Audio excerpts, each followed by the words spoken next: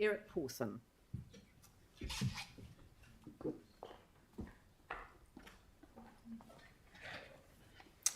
Thanks very much. I'm Emeritus at the University of Canterbury and the Taiko Living Laboratory.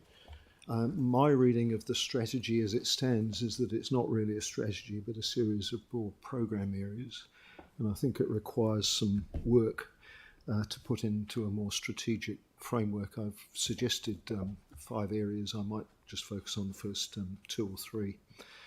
I think, firstly, it really needs to take account of and be sharply anchored to the Council's own emissions targets, which are 50% reduction by 2030, and I think, net zero by 2045.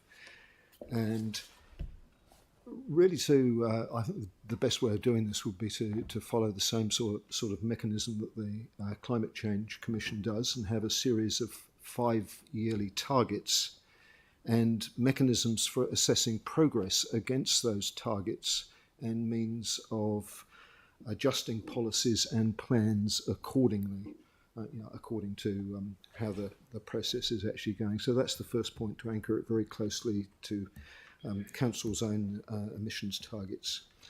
The second point is that I take it that the basis of a climate change strategy is to affect public behaviour.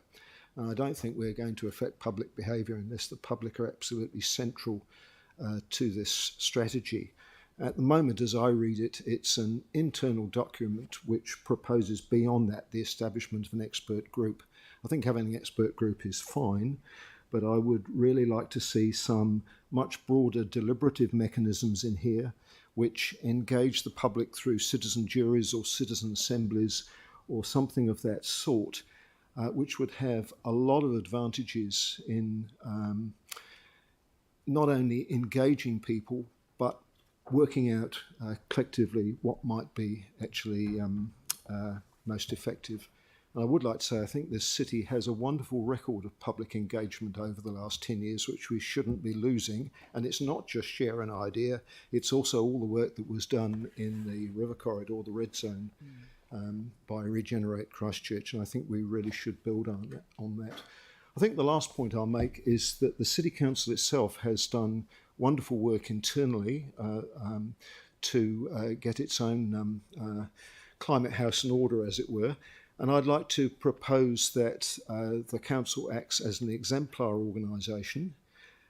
By that I mean one which provides ideas and means of